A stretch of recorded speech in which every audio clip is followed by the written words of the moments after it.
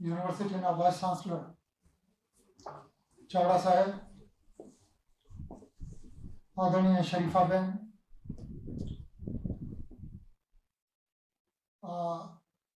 સભામાં ઉપસ્થિત તમામ આદરણીય પ્રાધ્યાપકગણ, વાલા વિદ્યાર્થીઓ અને કેટલાક એવા મિત્રો જે મને ચકાસવા માટે આવ્યા છે કે આજે શું.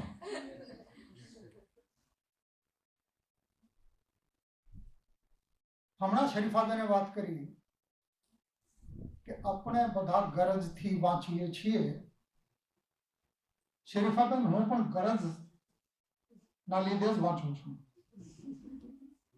મારે પરીક્ષા નથી આપવી, પણ મારે જીવવું છે ખરું. જીવવું છે અને આનંદથી જીવવું છે. જીવવું છે અને મારી જાતને સારી રીતે, જે મારી સંભાવનાઓ છે, તમારામાં પણ સંભાવનાઓ છે, મારામાં પણ સંભાવનાઓ છે, આ સંભાવનાઓ સુધી મારે પહોંચવું છે. સૌથી પ્રથમ આપણે ઉમાશંકર જોશીજી, જે કાવ્ય મનીષી હતા, એને નમન કરીએ. હું 1991ના વર્ષમાં પ્રથમ વખત ગુજરાતમાં આવ્યો. આ એક મારા માટે દુર્ભાગ્યની વાત છે કે ત્યારે ઉમાશંકર જોશીભાઈ હતા નહીં. જોશી સાહેબ વિદાય લઈ ચૂક્યા હતા. જોગાનો જો બીજા એના એક નાનપણના મિત્ર આ પણ વિદાય લઈ ચૂક્યા હતા. હું પન્નાલાલ પટેલની વાત કરું છું. અદ્ભુત. હું જ્યારે ડીઆઈજી રેન્જ ગાંધીનગર હતો અને હું દરેક જિલ્લામાં જતો, દરેક વિસ્તારમાં જતો, ભિલોડા ગયો, ઈડર ગયો. ઈડરના સ્કૂલમાં જ્યારે હું ગયો તો ત્યારે એક જૂના જમાનાના એક ભાઈ હતા એના ટ્રસ્ટી મંડળમાં. એને વાત કરી કે સાહેબ, આ રૂમમાં પન્નાલાલ પટેલ અને ઉમાશંકર જોશી એક જ ક્લાસમાં ભણતા હતા.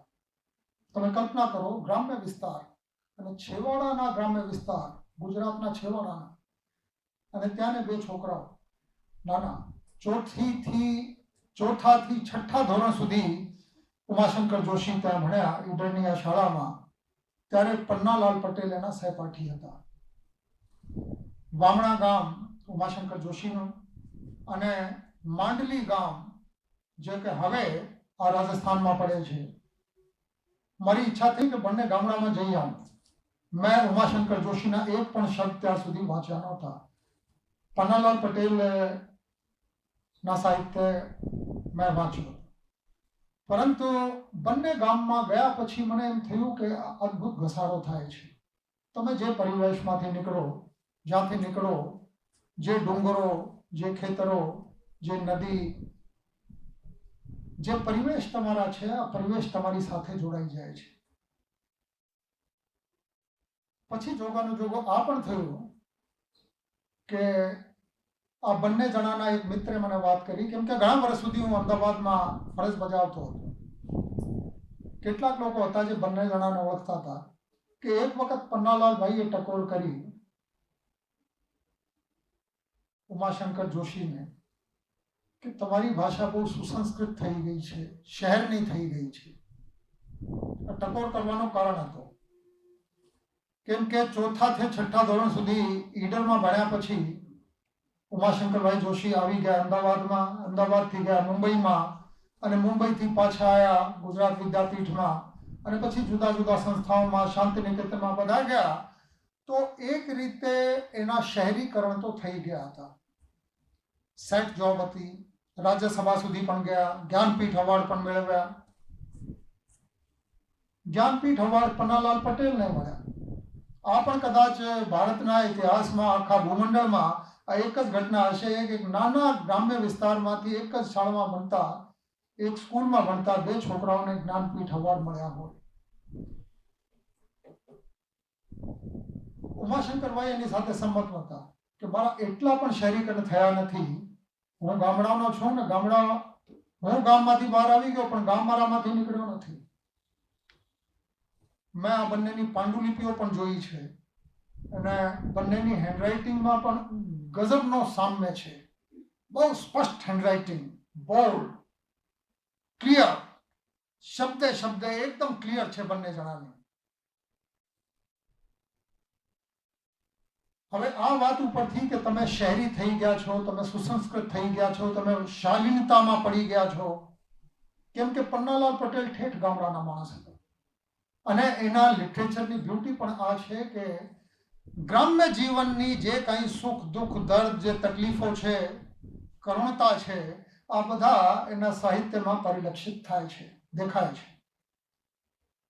એક કવિતા ઉમાશંકરભાઈ જોશીએ કદાચ પન્નાલાલ પટેલને જવાબ આપતા લખી હશે, ભોમિયા વિના મારે ભમવાતા ડુંગરા, જંગલની કુંજ કુંજ જોવી હતી, જોવીતી કોતરોને જોવીતી કંદરા, રોતા ઝરણાની આંખ લોવી હતી, સોના સરવરિયાની સોનારી પાળે હંસોની હાર મારે ગણવી હતી, ડાલે ઝુલંત કોકિલાને માળે અંતરની વેદના વણવી હતી. માણસ રાજ્યસભામાં જઈ આવ્યા, માણસ જ્ઞાનપીઠ પુરસ્કાર રાષ્ટ્રપતિ વનમાં જઈને લઈ આવ્યા, ગુજરાત યુનિવર્સિટીના વાઇસ ચાન્સલર રહી આવ્યા, છતાંય આ માણસમાં ઝંખના કઈ હશે કે મારે ભોમિયા વિના મારે ભમવાતા ડુંગરા. માણસને કંઈ ને કંઈ ખૂટતું લાગે છે, એટલા માટે ઝરણા, ડુંગર અને આમાં ભમવું. અને એટલા ઉમાશંકર જોશીની વાત નથી.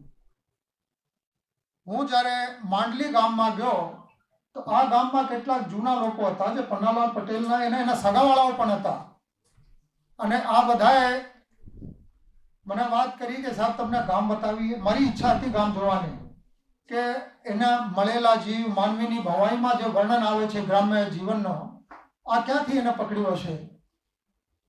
આ લોકોએ આખા ગામ મને બતાવ્યા, ગામના બાજુમાં તળાવ બતાવ્યા અને ખેતરો બતાવ્યા અને ડુંગર દેખાતા હતા ત્યાંથી નજીકમાં. આ બધા જોયા પછી મને એમ થયું કે તમે અહીંથી ભલે જતા રહો પણ આ જગ્યાઓ તમને છોડતી નથી. અને આ એકલા ઉમાશંકર જોશી કે પન્નાલાલ પટેલની વાત નથી. અહીં અંગ્રેજી ભાષાના અધ્યાપકો પણ છે. હેનરી ડેવિડ થોરોની હું વાત કરું છું. આ અમેરિકામાં રહેતા હતા, સુખી પરિવારમાંથી હતા અને મેસેચ્યુસેટ્સની બાજુમાં પછી શહેર છોડીને જંગલમાં એક નાની ઝોપડી બનાવી લીધી.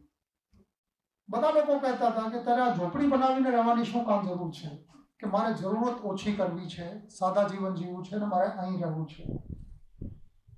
ઘણા બધા લોકોના મગજમાં કંઈ તંબર આવે તો લોકોએ વિચાર્યું હશે કે એને કંઈ થયું છે, છોકરાને તકલીફ છે, કંઈ જઈ આવશે, પાછા આવી જશે.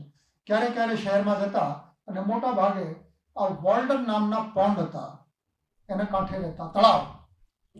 તળાવની પાસે એક ડુંગરની મોટી રોક હતી. આ રોકને અને ચટ્ટાનને દરરોજ જોવા માટે જાય. એક ગ્રામના ખેડૂત પણ હતા. એ ખેડૂતે જોયું કે તળાવના કાંઠે ઊભો છે ને આમ ઊભો છે, આમ ઊભો છે. એને પૂછ્યું કે ડેવિડ શું જોવે છે? કે આમાં એક દેડકો છે, આ દેડકો મારો મિત્ર છે પણ એને સમજવાનો પ્રયાસ કરી રહ્યો છું.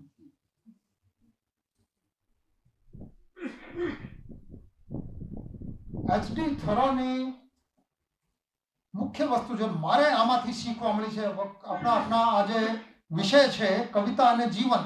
જીવનમાં મારે આ દ્રષ્ટિ કેળવવી હતી કે વસ્તુને, કોઈ પણ વસ્તુને, કોઈ વ્યક્તિને, કોઈ પરિસ્થિતિને તમારે જોવી હોય તો કેવી રીતે જુઓ છો. અને જોવાની જે દ્રષ્ટિ હેનરી થોરોમાંથી મને મળી, આ લગભગ કોઈ જગ્યાએથી જોવા મળી નથી. આ જગ્યાને જોતા હોય ક્યારે આ બાજુથી જાય, ક્યારે આ બાજુથી જાય, ક્યારે ઉપરથી જાય, ક્યારે નીચેથી જાય. પછી એક દિવસે તો કોઈક જોયું કે આ ચટ્ટાનથી આનો મોઢું બીજી બાજુ ફેરવી લીધું અને પછી નમતા ગયા અને પોતાની ટાંગોની વચ્ચેથી એને જોતો હતો કે આ દ્રષ્ટિકોણથી જોઈએ તો જિંદગી કેવી દેખાય. થોડી મૂર્ખામી જેવી તો લાગે છે કે નહીં? પણ આ માણસને અમેરિકાના મહાન ફિલોસોફર ગણવામાં આવે છે ને અદ્ભુત વસ્તુઓ આ માણસે કીધી. આ ગોતતા હતા કે જીવનમાં આનંદ ક્યાં છે. ડુંગરમાં છે, જંગલમાં છે, તળાવમાં છે, ઢેડકાની ચાલમાં છે, કે વૃક્ષમાં છે, કે એના કોપળોમાં છે, ફૂલોમાં છે, માનવની હંમેશાથી એક હેલછા રહી છે કે આ જીવન શાના માટે છે, હું જીવું છું શાના માટે, પરમાત્માએ જીવન બનાવ્યું છે શું કામ, અને જીવન હતા તો ઘણા બધા હતા, માનવી કેમ બનાવી દીધા, માનવી સુધી માણસ પહોંચ્યા કેમ. એક અમીબાથી બાયોટેકનોલોજી સ્ટુડન્ટ અહીં છે, એક અમીબા એક કોષીય જીવ, આમાંથી થોડા ઘણા બન્યા, પછી મોટા બન્યા, પછી નાના મોટા બન્યા, પછી માછલી બની, માછલીમાંથી કોઈ પક્ષીઓ બન્યા, અને પક્ષીમાંથી વાંદર બન્યા, અને વાંદરમાંથી પછી આપણે બન્યા. તમારામાંથી કોઈકને ખોટું લાગતું હોય તો શબ્દો પાછો લો કે આપણે બધા વાંદરોમાંથી બન્યા હોય, તમારામાંથી કોઈ કહેતા હોય કે મારા પૂર્વજો તો બહુ મોટા હતા, તો આ જવાબ.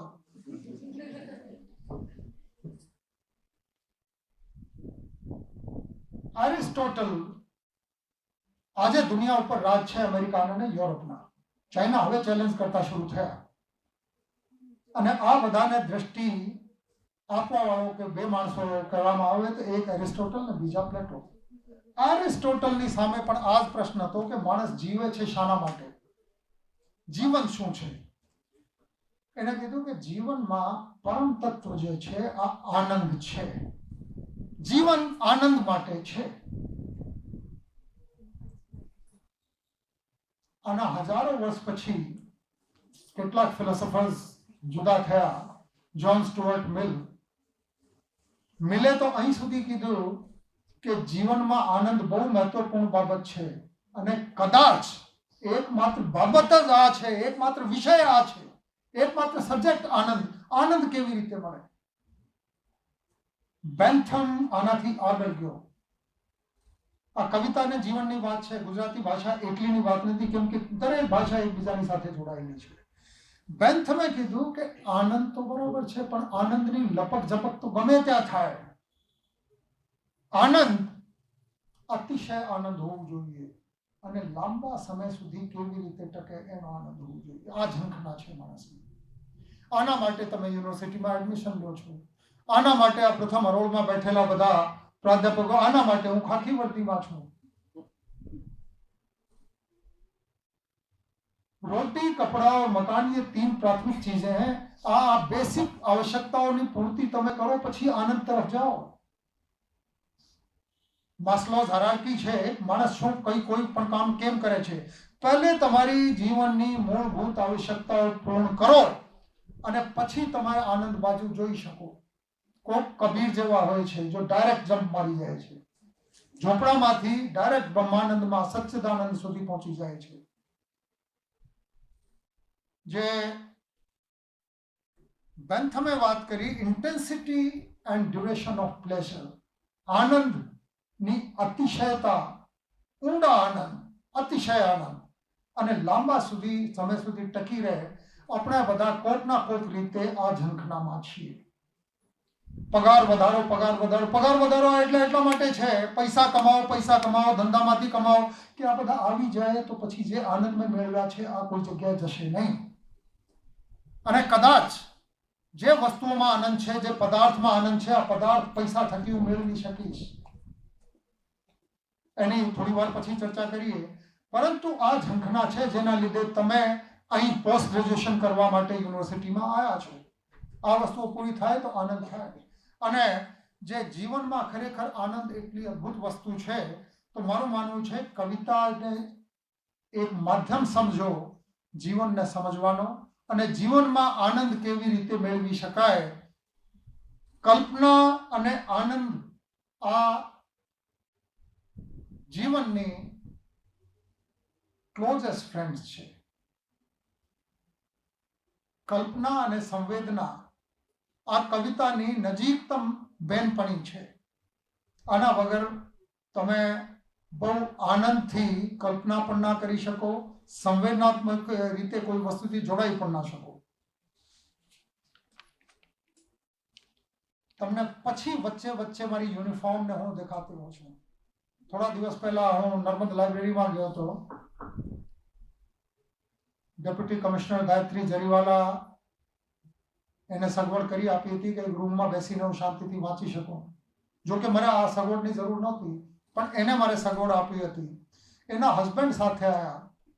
મેં એને પૂછ્યું, ભાઈ તમે કેમ આવ્યા? કે સાહેબ મારે તમને એક પ્રશ્ન પૂછવું છે. મને કહે ભાઈ પૂછો. પોલીસ અધિકારી તરીકે આ કવિતામાં અને સાહિત્યમાં વાંચવામાં તમને શું કામ રસ છે? મને કહે ભાઈ મને રસ કેમ નહીં હોવા જોઈએ? તમે એન્જિનિયર છો, તમને આ રસ કેમ નહીં હોવા જોઈએ? હું પોલીસ અધિકારી છું, મને રસ કેમ ના હોવા જોઈએ? સારી રીતે તમે જીવી શકો એટલા માટે તમે એન્જિનિયરિંગ કરી? કે હા કરી. હમણાં પછી આનંદ મળી ગયા? પગાર તો મળી જાય છે, પગાર મળી જાય, આનંદ ના મળે. આનંદ માટે તમારે ભણવું પડે. બહુ લપમાં પડવું પડે. અને આમાંથી એક લપ મારા માટે આ છે કે હું અહીં આવીને લાઇબ્રેરીમાંથી પુસ્તકો વાંચવાનો છું. પણ આ ભાઈને કંઈ બહુ કન્વિન્સ નહોતો. તમારામાંથી મોટા ભાગના હજુ સુધી કન્વિન્સ નહીં હશે. કેમ કે આ સમજવું સરળ નથી. જીવન સમજવું સરળ નથી. દ્રષ્ટિ સમજવી સરળ નથી. દરેક માણસની જિંદગીમાં કાંઈક ના કાંઈક ખૂટે છે. આ હોલમાં સૌથી મોટી ઉંમરના ગોવર્ધનભાઈ રેશમવાલા છે. ગોવર્ધનભાઈ કઈ ખૂટે છે જીવનમાં? મને કહેતા હતા કેનેડા શું કામ ગયા હતા? આનંદ વધારે મળવું જોઈએ એટલા માટે ના. જે સચિત આનંદની વાત છે, આના માટે માણસ ભણતા ફરે છે ચારે બાજુ. અને આના માટે કોઈ ઉપાય મને ઘણા બધા સમજુ લોકોને મળ્યા હોય તો આ પુસ્તકો થકી મળે છે. અને પુસ્તકો, ઘણી બધી પુસ્તકો, પદ્ય, પ્રોઝ જેને કહેવામાં આવે, આ તમારા દિમાગને એડ્રેસ કરે છે, તમારા દિમાગને સંબોધિત કરે છે. કવિતા એકમાત્ર છે જે ડાયરેક્ટ તમારા દિલને સંબોધિત કરે છે. અને કવિતા તમને કોમળ બનાવતી હોય, આ મિસઅન્ડરસ્ટેન્ડિંગ આ તો જરાય નહીં ચાલે. હું હવે જ્યારે રિટાયરમેન્ટના આરે ઉભો છું પોલીસ ડિપાર્ટમેન્ટમાં, એક દિવસ કવિતાએ મને કોઈ પળમાં કમજોર બનાવ્યું નથી. ઘણી બધી પ્રકારની પરિસ્થિતિઓ મેં જોઈ. જીવ સટોસટની બાજી જેને કહીએ છીએ, આ પ્રકારની મેં ઘણી વખત કરી લીધી. પણ કવિતાના લીધે કોઈ ટેન્શન દૂર થઈ હોય આ તો બને. બધા બહુ ચિંતામાં ગરકાયેલા હોય ને મારા મગજમાં કોઈ ગઝલ બની જાય એવું પણ બને. ઘર પરિવારમાં કોઈ દુઃખ તકલીફ હોય ને બધું ચાલતી હોય ને વચ્ચે એક કેડન્સ જુદા ઊભી થઈ જાય અને કોઈ ગીતની કોઈ પંક્તિઓ યાદ આવી જાય, આવું પણ બને. પણ મને ક્યારે કવિતાએ કે લિટરેચરે કમજોર બનાવ્યું એવું ક્યારે બન્યું નહીં. કેમ કે એસેન્શિયલી આનંદની વાત, સચ્ચિત આનંદ એટલે બ્રહ્મ, એટલે પરમાત્મા, એટલે પરમ ચેતના. આ જ્યાંથી પરમ ચેતનામાંથી આ બધી વસ્તુઓ નીકળતી હોય તમને કમજોર ના બનાવી શકે. પરમાત્મા તમને ક્યારે કમજોર નહીં બનાવે. પોલીસ અધિકારી અને કવિતાના શું સંબંધ છે? હું 4 પંક્તિઓ રામધારીસિંહ દિનકરની છે, આના થકી હું તમને એકદમ સ્પષ્ટ કરી દેવા ઈચ્છું છું. क्षमा शोभती उस भुजंग को जिसके पास गरल हो, क्षमा शोभती उस भुजंग को जिसके पास गरल हो, उसका क्या जो दीनहीन विषहीन विनीत सरल हो. નબળા માણસનો કામ કવિતા પણ નથી. નબળા માણસના કામ પોલીસિંગ નથી. નબળા માણસના કામ પ્રોફેસર બનવું પણ નથી. અને નબળા માણસનો કામ વિદ્યા અર્જન કરવું પણ નથી. નબળા માણસ તો દરેક જગ્યાએ નબળા જ પડે. क्षमा शोभती उस भुजंग को जिसके पास गरल हो, उसका क्या जो दीनहीन विष. આ બરાબર સમજાય છે બધું? ભુજંગ એટલે સાપ, ગરલ એટલે તો કોઈ સાપ બીજાને ના કરડતો હોય ને માફ કરી દેતો હોય અને આમાં ઝેર ના હોય તો આ કઈ ક્ષમા આપતી નહીં. क्षमा शोभती उस भुजंग को जिसके पास गरल हो. ઝેર હોય ને તમે માફ કરી દો તો વાત સાચી ગણાય ચાવડા સાહેબ. उसका क्या जो दीनहीन विषहीन विनीत सरल हो. જેના દાંત નથી, વિષહીન છે, દીનહીન, गरीब होगा. गरीब तो परमात्मा ने अपन ने बनाया नहीं. हम बन जाते हैं गरीब, हम अपने आप को मान लेते हैं गरीब. गरीब नहीं होता है आदमी. आ કવિતાની બ્યુટી શું છે કે જીવનને સરખી રીતે માણવું હોય, આનંદમાં એને સમજવું હોય હવે સમજવા માટે તમારે હોય તો એટલી મોટી તમારે અન્ના કેરેનીના વાંચવી પડે. મારી મનગમતી નવલકથા છે, વાંચવી પડે. માનવીની ભવાઈ વાંચવી પડે, બહુ ટાઈમ જાય.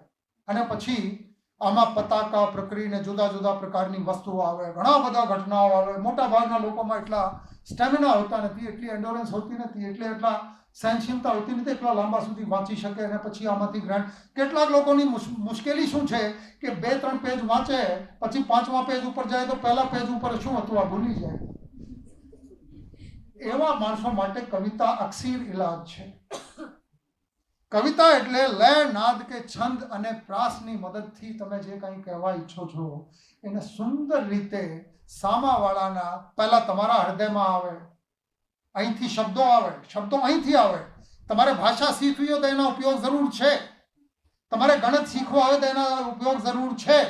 પણ આ જે કંઈ શીખ્યું છે એને સુંદરતામાં કન્વર્ટ કરવું હોય, એને સુશોભિત કરીને અને બીજાના હૃદયમાં ડાયરેક્ટ ઉતારી દેવું હોય તો આના માટે કવિતાની જરૂર પડે છે.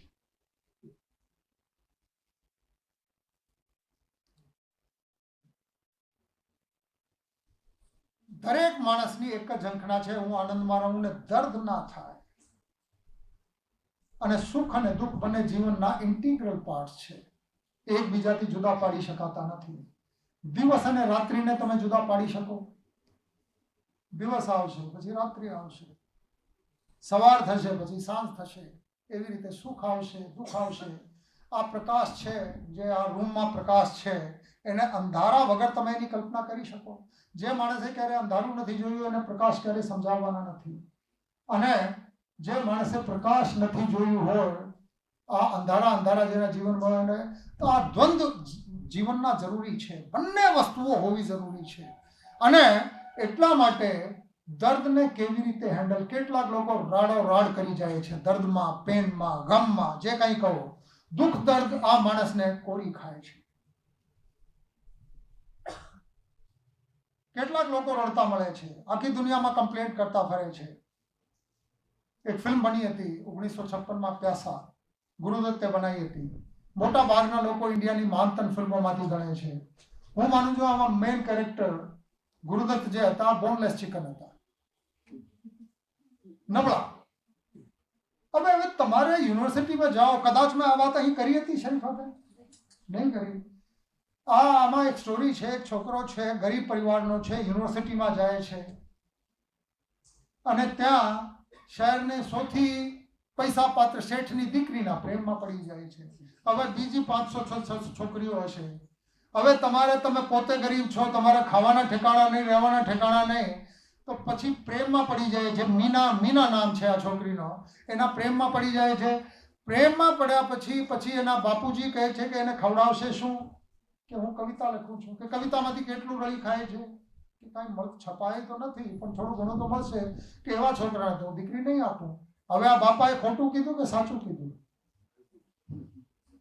હવે આ માણસની તકલીફ. આ કહે છે કે ये दुनिया अगर मिल भी जाए तो क्या है. હવે તને મળી નથી, કેવી રીતે મળી જાય? મહેનત કર્યા વગર કેવી રીતે મળી જાય? કવિતા જ લખવી હોય તો કવિતા લખવાની ત્રેવડ હોવી જોઈએ, કવિતા છપાવવાની ત્રેવડ હોવી જોઈએ, એની માર્કેટિંગ કરવાની ત્રેવડ હોવી જોઈએ. નબળા માણસના કામ કવિતા નથી.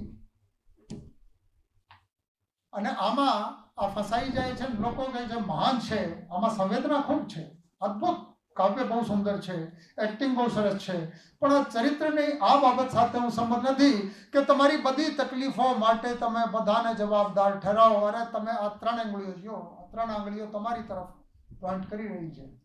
तो कोई कवि यदि ऐसा होता है कि जो मेहनत नहीं करता, काम नहीं करता, वो तो बेचारा दुखी रहेगा, रोज दर्द आएगा, रोएगा, तड़पेगा, फिर धीरे धीरे कविता की क्वालिटी नबड़ी होती चली जाएगी, फिर ऐसी हो जाएगी कोई पढ़ेगा नहीं, वो बिकेगी नहीं, फिर वो कहेगा ये दुनिया अगर मिल भी जाए तो क्या है, इसे फूंक डालो ये दुनिया. भाई तुम्हारा बापा नहीं दुनिया है कि दुनिया ने फूंक डालो? कैसे कैसे फूंक दोगे? कौन फूंकने देगा? It was a beautiful film, लेकिन इसमें तकलीफ है. जीवन में दुख दर्द तो होगा. आप लोग ये मानते हैं कि चावड़ा साहब वाइस चांसलर हैं, इनकी जिंदगी में तकलीफ नहीं है? चावड़ा साहब, ये बात सच हो सकती है क्या? બીજા કરતા કદાચ વધારે હશે. ક્યારે એક હોસ્ટેલની તકલીફ, ક્યારે બીજાની, ક્યારે ઘર પરિવારની તકલીફ, ક્યારે એક ડિપાર્ટમેન્ટની, ક્યારે બીજા ડિપાર્ટમેન્ટની, ક્યારે કોઈ સ્ટ્રાઇક થઈ ગઈ. કમિશનર તરીકે તમે આમ વિચારતા હો કે જીવન બહુ સફળ થઈ ગયા, હવે તો આનંદ થઈ ગયા, આઈપીએસ થઈ ગયા. આનાથી કઈ થયું નથી. મારા વાઈફ આઈએએસ છે, એને ક્યારે ક્યારે દરરોજ कोई ना कोई टेंशन तो था. सो सुख दुख ये तो चलते हैं, लेकिन इस सुख दुख को आप कविता के माध्यम से, साहित्य के माध्यम से समझ सकते हैं. जीवन समझ आ जाएगा. दुख सबको मांझता है. सर्वेश्वर दयाल सक्सेना की एक कविता है, दुख सबको मांझता है. घसी घसीने साफ કરી દે. માંજવાનું એટલે સમજો છો ને બરાબર, वासन घसवाना. दुख सबको मांझता है और जिनको मांझता है उन्हें यह सीख देता है कि सबको मुक्त रखें, कि तुम्हें कोई ने प्रेम नहीं आता.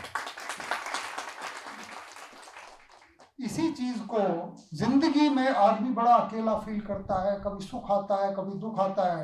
ज्यादातर लोगों को ये लगता है कि सुख का मेहमान तो कभी कभी आता है, न दुख तो दररोज आ जाए. फैज की एक नज्म है, मैं सुना रहा हूं आपको. और कुछ देर में जब फिर मेरे तन्हा दिल को फिक्र आ लेगी कि तन्हाई का क्या चारा करें. एकला बैठे हमें शू करिए. और कुछ देर में जब फिर मेरे तन्हा दिल को फिक्र आ लेगी कि तन्हाई का क्या चारा करें. दर्द आएगा दबे पांव लिए सुर्ख चराग. તમે અંધારામાં બેઠા છો, હવે આમાં અજવાળું તો આવશે, પણ લાલ રંગના ચરાગ લઈને દર્દ આવશે, અને ધીમેથી એવા આવશે કે તમને એની પદચાપ પણ સંભળાશે નહીં. દર્દ આएगा दबे पांव लिए सुर्ख चराग, वो जो एक दर्द धड़कता है कहीं दिल से परे. दिल से फिर होगी मेरी बात की ऐ दिल, ये जो महबूब बना है तेरी तन्हाई का, ये जो दर्द तेरी तन्हाई में तेरा कंपनी तेरे को दे रहा है. ऐ दिल, ये जो महबूब बना है तेरी तन्हाई का, ये तो मेहमा है घड़ी भर का चला जाएगा. ये तो चला जाएगा. उससे कब तेरी मुसीबत का मुदावा होगा. तेरी मुसीबत का इलाज इससे नहीं होगा. तन्हाई तो फिर भी रहेगी, दुख दर्द तो फिर भी रहेगा. थोड़ी देर कुछ कविता में, किसी भी चीज में, इसके लिए जीवन में મને આ સમજાયું છે કે એક ટીકડીથી આખા જિંદગીના દુઃખ દર્દ ઓછું ના થાય. તો મેં ટીકડીઓ કેટલીક રાખી છે ખિસ્સામાં. આમાંથી એક કવિતા પણ છે, પ્રોઝ પણ છે, લિટરેચર પણ છે, સ્પોર્ટ્સ પણ છે, એકેડેમિક્સ પણ છે. એકેડેમિક્સમાં એક તકલીફ છે. અહીં અનેક વાઇસ ચાન્સલર સાહેબ પણ છે અને પ્રાધ્યાપકો પણ છે. એક તકલીફ છે આમાં. બધા છોકરાઓને આપણે જે ભણાવીએ છીએ, એકેડેમિક એબિલિટી, શૈક્ષણિક યોગ્યતાની એકમાત્ર પુરાવા આ છે કે આ છોકરા પ્રોફેસર બની શકે કે કેમ. હવે બધાને પ્રોફેસર નથી બનવું. તમારે દરેક ડેફિનેશન યાદ હોવી જોઈએ, દરેક પરિભાષા શબ્દે શબ્દે યાદ હોવી જોઈએ, દરેક ફોર્મ્યુલા તમારે કંઠસ્થ હોવા જોઈએ. આ ક્યાં જરૂરી છે? જીવનમાં તમે યુનિવર્સિટીથી બહાર નીકળશો, એની લપક ઝપકની તો જરૂર પડશે, પણ દરેક શબ્દ, દરેક પરિભાષા, દરેક સાલ, દરેક વર્ષ, દરેક રૂપ સંસ્કૃતનું તમારે યાદ હોય. આ જીવનમાં ક્યારેક ડાયરેક્ટલી કામે લાગવાનું નથી. આ છોકરાઓમાં જે છે, દરેક છોકરામાં કંઈ ના કંઈ છે. શરૂઆતમાં વાત થઈ હતી કે તમને નવાઈ નથી લાગતી, મને નવાઈ લાગે છે કે હું આજે અહીં કવિતા અને જીવન ઉપર બોલવા માટે આવીને ઊભો થયો છું. કેમ કે હું જ્યારે ભણતો હતો ગામડામાં, ત્યારે મારા પપ્પાને બહુ ચિંતા હતી કે આ વાંચ બહુ કરે છે.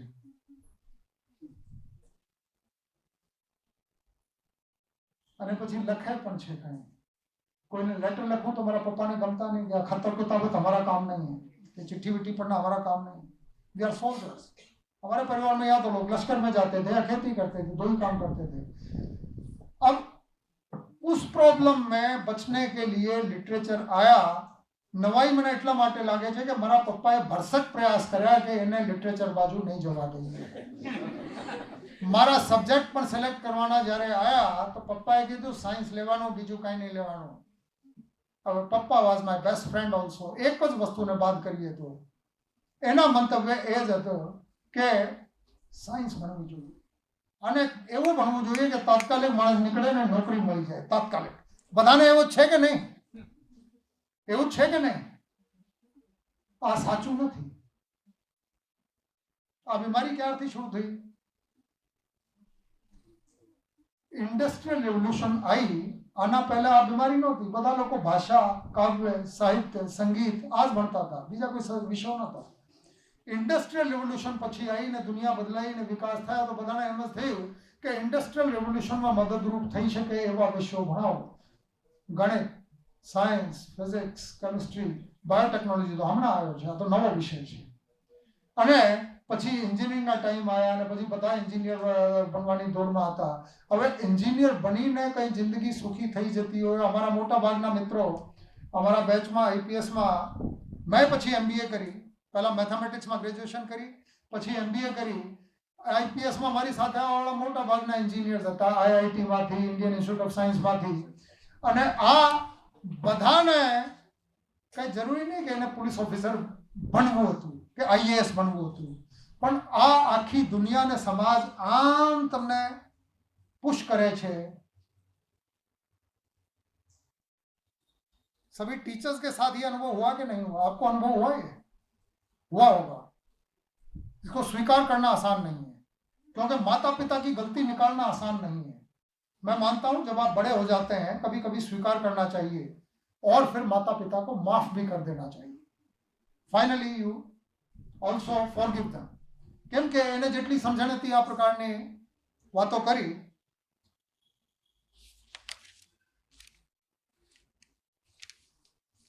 જીવનમાં કવિતા મને કેવી રીતે કામે લાગી?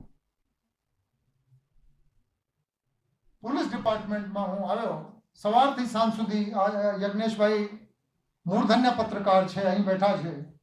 અમારા કેટલાક પત્રકાર મિત્રોને આખા દિવસ સ્ટોરીની જરૂર હોય છે અને સ્ટોરીમાં આમાં થોડીક આમ કે નેમ કરી દઈએ, આમ તેમ થઈને થોડુંક આખા દિવસે, પછી બીજા દિવસે છાપામાં, પછી બરાબર ઝીલાઈ જઈએ, કેચ આઉટ.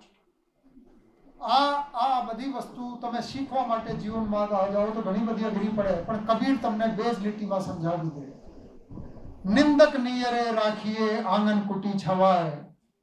જે તમારા આલોચકો હોય, તમારી નિંદા કરવાવાળા માણસો હોય, એને નજીક રાખો. અને નજીક એટલા રાખો કે તમારા બંગલામાં એની એક રૂમ બનાવી દો ને ત્યાં બાજુમાં જ રાખો. નિંદક નિયરે રાખીએ આંગન કુટી છવાય. બિન સાબુન પાણી વિના નિર્મલ કરે સુભાય. આ તમને દરરોજ ધોશે બરાબર. સાબુ પાણી વગર તમને દરરોજ ધોશે. તમારી નાની નાની ગલતીઓ દરરોજ તમારી પોઈન્ટ આઉટ કરશે.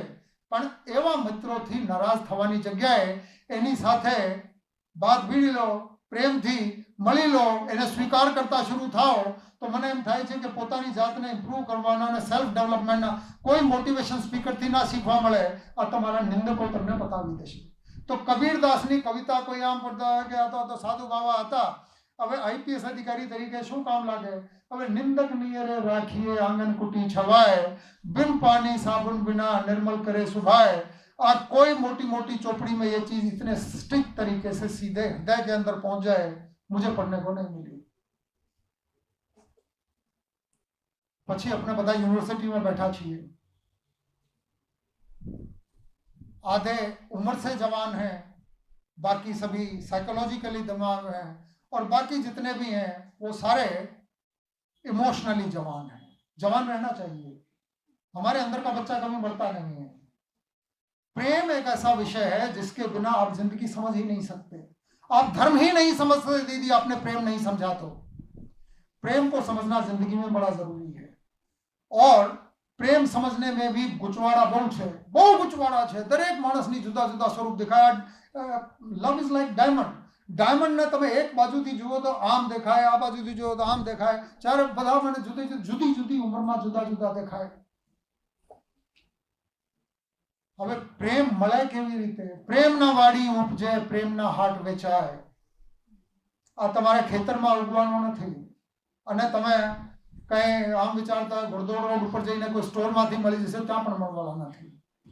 પ્રેમના વાડી ઉપજે, પ્રેમના હાટ વેચાય. राजा प्रजा जेहि रुचे शीश दे ही ले जाए। राजा हो, प्रजा हो, अमीर हो, गरीब हो, छोटा हो, बड़ा हो, प्रेम जिसको चाहिए उसको अपना सर काटना पड़ेगा तब प्रेम मिलता। सर काटना पड़ेगा मतलब अहंकार को साइड में रखना पड़ेगा। जब तक आपका अहंकार आपके साथ है आप प्रेम की अनुभूति नहीं कर सकते। अहंकार को आपने साइड में रख दिया तो प्रेम के अलावा कुछ नहीं है। एको ब्रह्म द्वितीयो नास्ति सच्चिदानंदम ब्रह्म। सच्चित आनंद का नाम ब्रह्म है। तो मैं मानता हूं कि मैंने चाहे प्रेमचंद को पढ़ा हो, चाहे मैंने ओ हेनरी को पढ़ा हो, चाहे मोपासा को पढ़ा हो, और इनका सबको मैंने पढ़ा, मैं सिर्फ नाम नहीं ले रहा हूँ, ऑलमोस्ट इनका लिखा हुआ सब चीजें मैंने पढ़ी हैं। चाहे 100 डेज ऑफ सॉलिट्यूड मैंने पढ़ा हो कोलंबियन राइटर का। इन सब के बावजूद प्रेम की ये जो हकीकत 2 ही लाइन में कबीर ने कही, ये कविता की खूबसूरती है। अच्छा, कबीर तो कभी यूनिवर्सिटी में भी नहीं गए, किसी गुरुकुल में भी नहीं गए, वो कभी पढ़े ही नहीं। वो तो शब्दों को तोड़ते मरोड़ते थे, मोड़ लेते थे, तोड़ लेते थे, उनको जो कहलवाना होता था कहलवा लेते थे। भाषा सीखे बिना इस क्वालिटी का कवि हो कोई, एग्जाम्पल तो और भी है। शेक्सपियर भी ज्यादा नहीं पढ़ा था, और शेक्सपियर ने इंग्लिश भाषा को हजारों शब्द दे दिए। वो घड़ देता था, शब्द नहीं बना देता था, दुनिया को स्वीकार करने पड़ते थे। तो जीवन से मैंने ये सीखा कि जो आपकी आलोचना करते हैं उनसे नफरत मत करो, उनसे सूट मत करो, उनको दुश्मन मत मानो। वही आपको सुधारेंगे, वही आपको इंप्रूव करेंगे। प्रेम कैसे मिलेगा? अहंकार को सारे दिन कई आदमी गर्दन ऐसे ही रखते हैं, और स्टिफ अपर लिप जिसको बोलते हैं, सामे थी वो नहीं बोलूं, पहला हो नहीं बोलूं, अने आ एक पेज बोल से तो हूं एक शब्द बोलीश।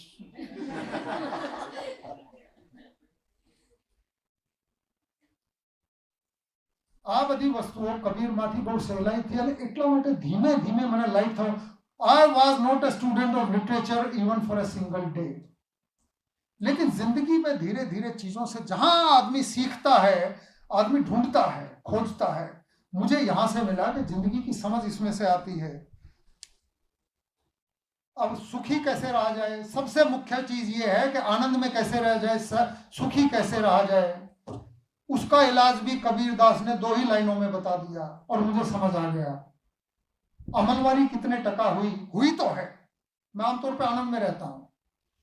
चाह गई चिंता मिटी मनुआ बेपरवाह।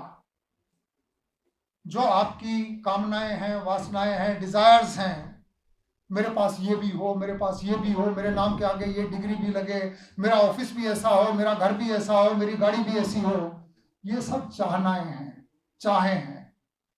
चाह गई चिंता मिटी मनुआ बेपरवाह।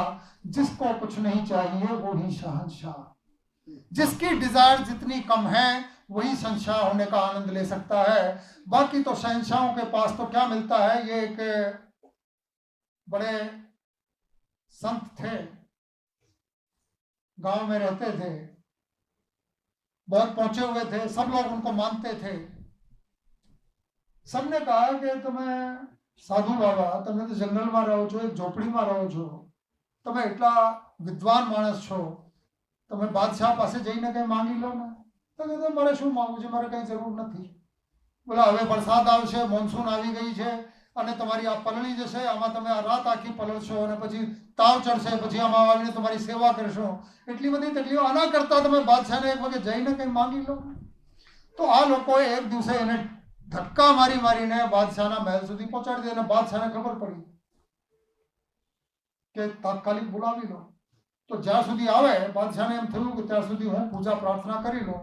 હવે આ સાધુ બાબા પહોંચી ગયા ત્યાં અને બાદશાહ ઉભા હતા દિવાળ તરફ મું કરીને કે પ્રભુ મને એટલા મોટા સામ્રાજ્ય આપ, પ્રભુ મને સ્વર્ણ ભંડાર આપ, પ્રભુ મને હીરા આપ, પ્રભુ મને એટલી મોટી સેના આપ, પ્રભુ મને સુખ આપ, પ્રભુ મને શાંતિ આપ। અને સાધુ બાબાએ આ બધી વાતો સાંભળી અને પછી નીકળી ગયા બહાર ચૂપચાપ। લોકોએ પૂછ્યું કે તમે ગયા હતા અને તાત્કાલિક બહાર કેમ આવી ગયા? બોલે ભાઈ એના પાસેથી શું માંગવું, એને તો પોતે એટલું બધું જોઈએ, આ તો મારા કરતા મોટા ભિખારી છે, મારે તો કંઈ જોઈએ નહીં, તમે ધક્કા માર્યા એટલા માટે હું ગયો હતો, પણ આ ભાઈને તો એટલું બધું જોઈએ, એની પાસે આપવા માટે છે શું, એના ખૂટી જશે, હું થોડું ઘણું એની પાસેથી લઈ આવું તો આ પછી ભગવાનને હેરાન કરશે, તો આના કરતા હું તો એમને રાજી છું, चाह गई चिंता मिटी मनवा बेपरवाह, जिसको कुछ नहीं चाहिए वही शहंशाह। और जिंदगी में आप ये मान के चलिए कि जिस दिन चाह मिट जाती है सारी चीजें पीछे पीछे आपके अपने आप आ जाती है। Happiness is like a butterfly, सुख आनंद તીતલીની જેમ છે, તમે એને પકડવા માટે એની પાછળ દોડો, તમને આખા ગ્રાઉન્ડમાં તમને ગાંડા કરી દેશે, અહીં જશો તો પછી ઉડી જશે, ત્યાં જશે, ત્યાં જશો તો પછી ઉપર જશે, ઉપર જશે, નીચે જશે, આમ જશે, તેમ જશે, તમે થાકીને પરસેવા થઈ જાઓ, તમે એને પકડી નહીં શકો, તમે પહોંચ્યા અને ઉડી ગઈ, પહોંચ્યા અને પછી ઉડી ગઈ, અંતે તમે થાકીને આરામથી બેસી જાઓ અને બેસી જાઓ એને ભૂલી જાઓ તો તમારા ખભા ઉપર આવીને બેસી જશે। તો આ તારણ મેં જિંદગીમાં, મારી જિંદગીમાં પણ જોયું છે અને ઘણા બધા લોકોને હું બહુ ધ્યાનથી જોયા કરું, દરેક માણસ મને ચોપડી જ દેખાય છે, વાંચ્યા કરું, મેં જોયું છે કે સુખ ખરેખર તીતલી જેવો છે, તમે એને પીછે દોડતા બંધ થાઓ તો પોતે તમારી પાછળ આવી જશે। હું કહું છું ચાહ ગઈ चिंता मिटी, इसका मतलब ये नहीं है कि साधु बाबा होके जंगल में जाके बैठ जाओ लंगोटी बांध के, I don't mean this, live a normal life, પણ તમારી ઘેલછામાંથી તમે નીકળી જાઓ, તમારી કામના, તમારી વાસનામાંથી તમે નીકળી જાઓ, ડિઝાયર્સમાંથી તમારી મુક્તિ થઈ જાય તો બધી વસ્તુઓ મેં જોઈ છે મોટા ભાગે તમારી પાછળ પાછળ આવ્યા કરે, તમારે એની પાછળ દોડવાની જરૂર નથી। હું વિદ્યાર્થી હતો ત્યારથી મને આ ગમે છે। એક કબીરદાસજીને બીજું યાદ આવે છે, રાત ગવાઈ સોય કે દિવસ ગવાયો ખાય,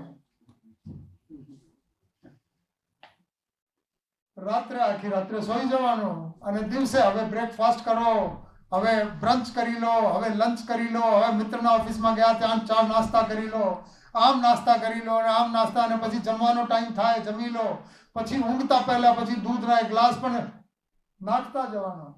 તો દિવસ રાત ગવાઈ સોય કે દિવસ ગવાયો ખાય, हीरा जन्म अमोल था सब बेकार जाता है, कौड़ी बदले जाए, कौड़ी की कीमत पे हम इतनी खूबसूरत जिंदगी को खराब कर देते हैं।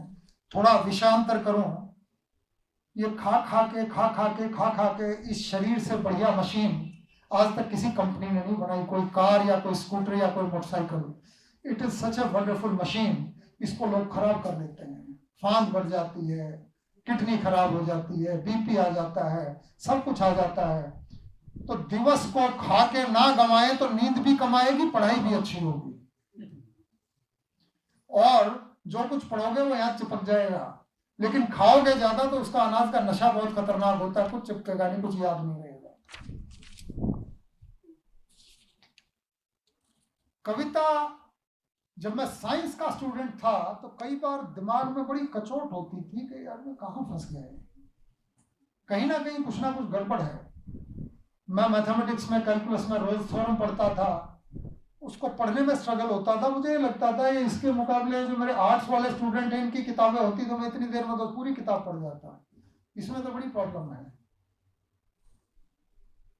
ये हर आदमी को लगता है कि जो मैं कर रहा हूं मैं इसके बजाय कुछ और करता। मैं आज आपसे शेयर कर रहा हूं, जो प्रोफेसर्स हैं उनका तो लाइफ सेलेक्ट हो गई, स्टूडेंट्स को बता रहा हूं कि जिंदगी में ये समझ लो कि मैं क्या हूं, मेरा स्वभाव क्या है, और उस चीज को छोड़ना मत करिए।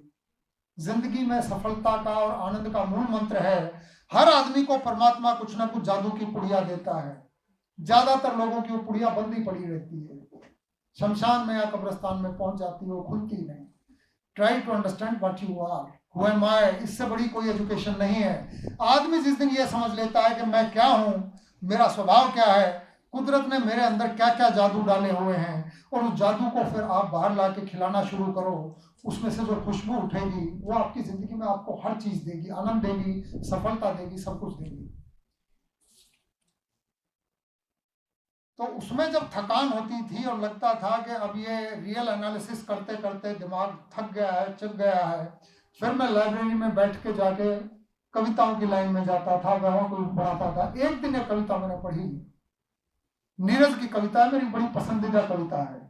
आमतौर पे जो आलोचक हैं वो उस कविता को बहुत हाई क्लास नहीं मानते हैं, लेकिन मेरे दिमाग में उसका कैडेंस, उसकी लय बहुत बैठ गई है।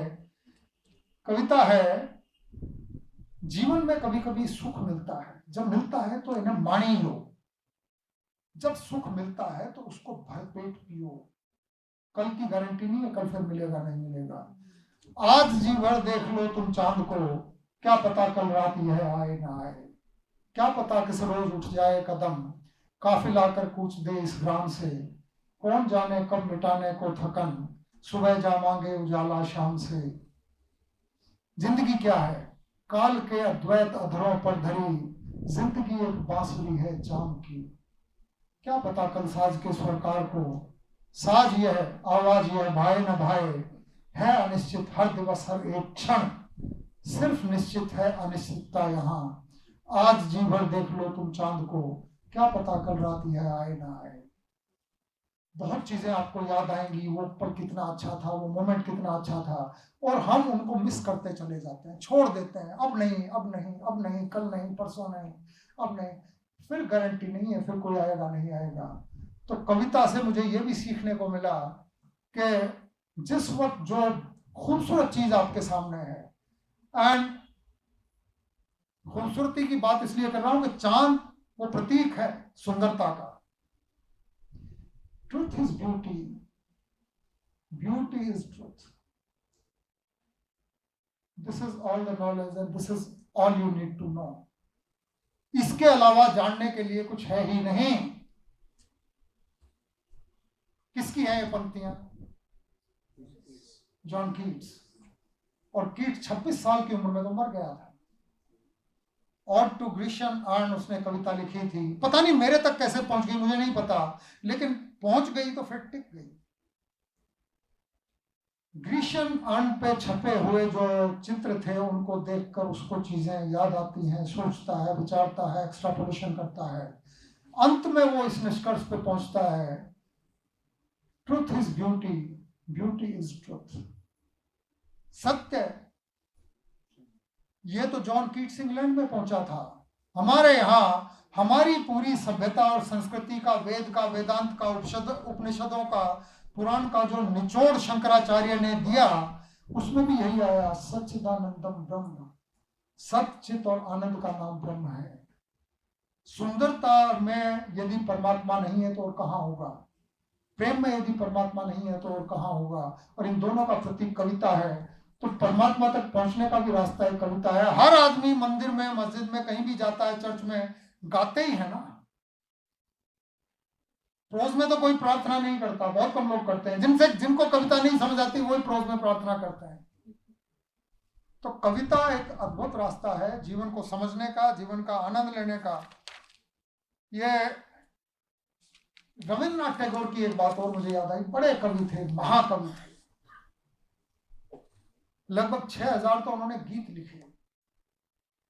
गीत एक भी लिखना कठिन होता है क्योंकि उसको बांधना पड़ता है, उसको सेट करना पड़ता है, उसमें छंद, विन्यास, उसमें हर मीटर में चीजों को फिट करना पड़ता है। 6000 गीत लिखने वाला आदमी, जब गुरुदेव बूढ़े हो गए थे और बीमार थे, जब आखिरी घड़ियां उनकी चल रही थी, तो एक दोस्त मिलने के लिए आया। उसने देखा कि गुरुदेव की आंख से आंसू बह रहे हैं। गुरुदेव, रविंद्र, आपकी आंख में आंसू? आपने कोई जिंदगी में ऐसी चीज तो बची नहीं जो आपको ना मिली हो। सुखी परिवार में जन्म हुआ, अच्छी आपने किताबें पढ़ी, शांति निकेतन भी बना लिया, दुनिया भी घूम ली, ज्ञानपीठ, नोबेल प्राइज भी उनको मिला। इंडिया का एकमात्र ऐसा ऑथर है जिसको नोबेल प्राइज लिटरेचर का मिला। वो बोलता है आपकी आंखों में आंसू, सब जीने के बावजूद, आप जैसे समझदार आदमी की आंखों में आंसू। 6000 गीत लिख दिए और क्या करना था? रविन्द्रनाथ ने जवाब दिया कि ये तो ऐसा था जैसे म्यूजिक की जब महफिल जमती है और उसके बाद तबले को ऐसे कैसे करके बैठाते हैं ना, बराबर साज को, ठक ठक ठक ठक ठक ठक ठक, आवाज ठीक से आ रही है कि नहीं आ रही है, और सितार वाले अपने तार कसता है, कभी ढीले हो गए कभी टाइट हो गए। बोला अभी तो मैं सितार कसा था, असली चीज तो अभी लिखनी बाकी थी। क्या लिखा, 6,000 में तो मैं तबला और सितार को ठीक सेट कर रहा था, अभी तो सेट हुआ, अभी जाने के दिन आ गए, मुझे जाना तो नहीं है। इसलिए रविंद्रनाथ टैगोर की आंख में आंसू आए। आप और हम कितने खुशकिस्मत हैं कि इस चीज से हम सीख ले सकते हैं कि जीवन का एक पल भी वेस्ट करने के लिए नहीं है, एक दिन भी उदास होने के लिए नहीं है। उदासी है तो उसको स्वीकार करो। उदास गीत, उदास चीजें, our sweetest songs are those that tell us of the saddest thing, है सबसे मधुर वो गीत जिन्हें हम दर्द के सुर में गाते हैं। दर्द से खूबसूरत तो शायद और चीज कोई होती ही नहीं, क्योंकि आनंद जो है वो कहीं भी हो, कुछ ना कुछ सुपरफिशियल होता है, उसमें उड़ान बहुत नहीं होती। जहां दर्द जिस लिटरेचर में आता है, जिस कविता में आता है, उसमें गहराई होती है, क्योंकि दर्द करने कोतरे है, और जो चीज को जितना ज्यादा कोतरा जाएगा उसकी कैपेसिटी उतनी बढ़ जाएगी। तो आनंद ज्यादा बढ़ाने के लिए दर्द जब तक कोतरता नहीं है उसमें आनंद भी नहीं भरा जा सकता ज्यादा। ये जिंदगी के दुख दर्द में कई बार आदमी को लगता है कि कहीं से तो कोई सुख मिले, कोई तो ऐसा हो जो मेरे दुख दर्द को बांटे। आज माथे पर नजर में बादलों को साध कर रख दिए तुमने तरल संगीत से निर्मित अधर, झिलमिलाती आरती के दीपकों की छांव में बांसुरी रखी हुई जो भागवत के पृष्ठ पर। यदि प्रेम की एक सामान्य प्रक्रिया जिसको चुंबन कहा जाता है उसको धर्मवीर भारती ने इतने खूबसूरत शब्दों में कहा है, तो हम भी समझ सकते हैं कि जब हम उदास होते हैं, जब दुखी होते हैं, जब हमारे जीवन में कोई अभाव होता है, तो उसको कोतरने का टाइम है, वहां कलम चलाने का काम है, वहां पेंट और ब्रश उठा के उसमें रंग भरने का काम है। It has the capacity to create maximum beauty in life.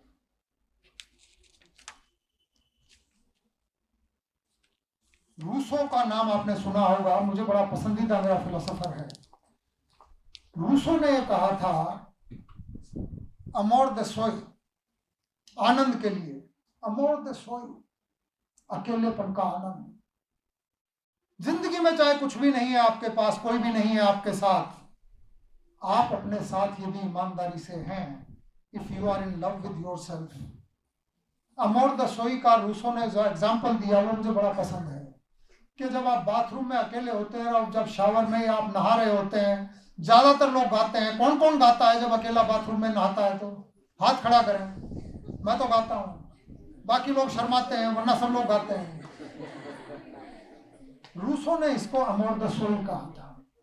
इसका मतलब जब आप अकेले होते हैं, जब आपको किसी चीज की जरूरत नहीं है, तब आप अतिशय आनंद में हो सकते हैं। You are all by yourself. आपके साथ आपकी यदि कविता है, आपका गीत है, आपका गाना है, तो आप जिंदगी में एंजॉय कर सकते हैं। बाथरूम में एंजॉय करते हैं, बाहर भी एंजॉय कर सकते हैं। तो जिंदगी में सुखी रहने के लिए, आनंद के लिए कविता की जरूरत है। और कविता के लिए जो पहले कविता मैंने उमाशंकर जोशी की बताई, भमरानी पर जरूर छे।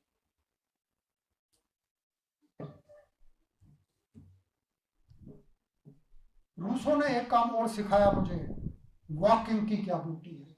वॉकिंग ऐसे नहीं यूनिवर्सिटी में जा रहे हैं 50 बच्चों के साथ, दोस्तों के साथ, अकेला आदमी जाए, जंगल में जाए, पहाड़ पे जाए, नदी के किनारे जाए, कहीं भी जाए, और कुछ नहीं तो आंख बंद करके बैठा है, अकेला ही कहीं घूमने निकल गया, किसी विचार श्रेणी में किसी आइडिया को एक्सप्लोर कर रहा है, जा रहा है। वो बोलता है कि जो हाथ हिलते हैं, जो पैर हिलते हैं, और जो ये फ्रीडम है कि मैं इधर भी मुड़ सकता हूँ, इधर भी मुड़ सकता हूँ, इससे खूबसूरत कोई दूसरा भाव हो ही नहीं सकता। दिस इज अमोर द सोल। अमोर द प्रोप्रे, वो उन चीजों में जो आदमी भटक जाता है, फिर उसको वर्ड्सवर्थ ने कहा है, एक और कवि है इंग्लिश का वर्ड्सवर्थ, उसने कहा है, the world is too much with us. The world is too much with us, late and soon, getting and spending. We lay waste our powers, little we see in nature that is ours. We have given our hearts away, a sordid boon. पैसे कमाने की आपाधापी में, rat race में, भाग दौड़ में, और ज्यादा परसेंटेज आ जाए, और अच्छी नौकरी मिल जाए, और बड़ी जगह पहुंच जाऊं, विदेश में पहुंच जाऊं, यहाँ पहुंच जाऊं, वहां पहुंच जाऊं, इसमें आप अपने आप को नेचर से इतना दूर चले जाते हैं कि पहले आप जंगल, पहाड़ से और नदी से दूर नहीं जाते, आप अपने आप से भी दूर, because essentially you are nature's product, आप तो कुदरती हैं, आप अपने आप से भी दूर चले जाते हैं। किस चीज के पीछे? एम्प्टी डिजायर्स के पीछे। Empty desires are the ones that lead us astray, जो हमें भटका देती है। एम्प्टी डिजायर्स में इसलिए बोल रहा हूं કે ઉનાળાનો સમય છે, તડકો છે, અને આ તડકામાં તમે ચાલીને 2-4 કિલોમીટર ઘર સુધી જાઓ છો, અને ઘરે પહોંચ્યા અથવા યુનિવર્સિટીમાં તમે પહોંચ્યા અને તડકા છે, તરસ લાગી છે, આમાં ઇલાજ શું? બોટલ છે તમારી પાસે, આમાંથી કાઢીને તમે પાણી પી લો, તરસ મટી જાય. અને તડકામાં હીટે તમને બહુ પરેશાન કર્યા છે, લબર જબર થઈ ગયા છો. ગુજરાતી બરાબર છે કે નહીં?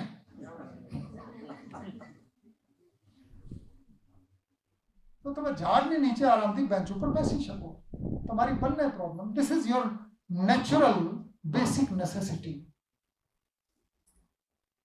थोड़ा सा मजा होना चाहिए जिंदगी में. पेड़ के नीचे बैठ गए, बेंच पर पानी की बोतल से पानी पी लिया, अपनी पानी की बोतल से. उसके बजाय यदि जेब में पैसे हैं तो कैंटीन से लिम्का ले लो, नींबू पानी पी लो. इससे ज्यादा जरूरत नहीं है आदमी की.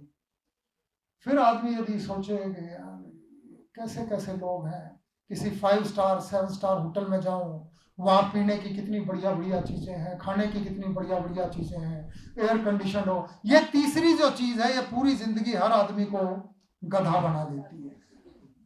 इसी के पीछे है हर आदमी.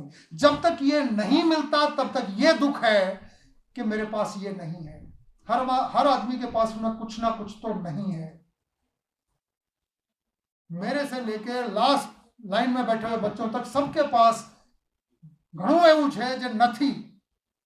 जब तक नहीं है तब तक दुख देता है.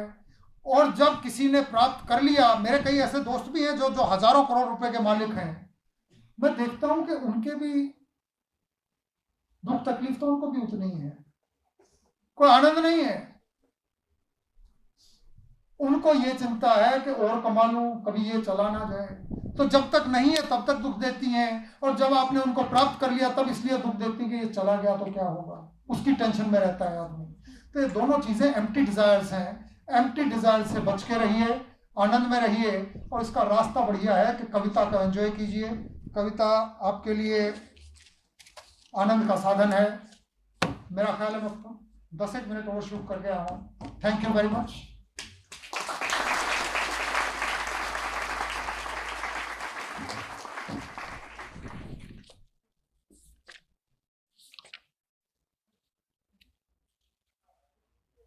कविता आपसे शेयर करना चाहता था. नीरज में त्रेवड़ थी. इलाहाबाद यूनिवर्सिटी में पढ़ा, अलीगढ़ में पढ़ाया, सब जगह रहा. मैं 1991 में जब ट्रेनिंग कर रहा था हैदराबाद में, मुझे पता लगा कि आज रात को कवि सम्मेलन है और नीरज आ रहा है. मुझे ये पता था उनकी उम्र काफ़ी हो चुकी है. तो मैं स्पेशल उस पूरे दिन मैंने मेहनत की और 10-12 किलोमीटर चल के गया. कवि सम्मेलन में मैं नीरज को देखने के लिए गया था. नीरज में ये त्रिवड़ थी. आम आदमी का कवि था, दुख दर्द का कवि था, किसान का कवि था, यंग लड़के लड़कियों का कवि था, दुखी आदमी का कवि था. उसकी एक कविता की पंक्तियां हैं, उसके बाद मैं पूरा कर रहा हूं. अब जमाने को खबर कर दो कि नीरज गा रहा है. हमें बताने कही दो नीरज गाए है. और ये उस जमाने की बात है जब लोगों को यदि पता लगता कि लता मंगेशकर का प्रोग्राम है और बाजू के कॉलेज के कवि सम्मेलन में नीरज या बच्चन आए हुए हैं, तो लता मंगेशकर का पंडाल में कोई जाने वाले नहीं थे. नीरज और बच्चन को सुनने के लिए लोग जाते थे. आई होप एंड विश के ऐसा टाइम फिर कभी आएगा. अब जमाने को खबर कर दो कि नीरज गा रहा है. जो झुका है वह उठे अब सर उठाए, जो रुका है वह चले नभ चूम आए. जुल्म शोषण को खुली देकर चुनौती, प्यार अब तलवार को बहला रहा है. अब जमाने को खबर कर दो कि नीरज गा रहा है. These lines have given me the courage to face any situation in life. I hope and wish you also get this courage the conviction that you will be able to meet any challenge in life, make life beautiful, and poetry may help you in making your life more beautiful. Thank you.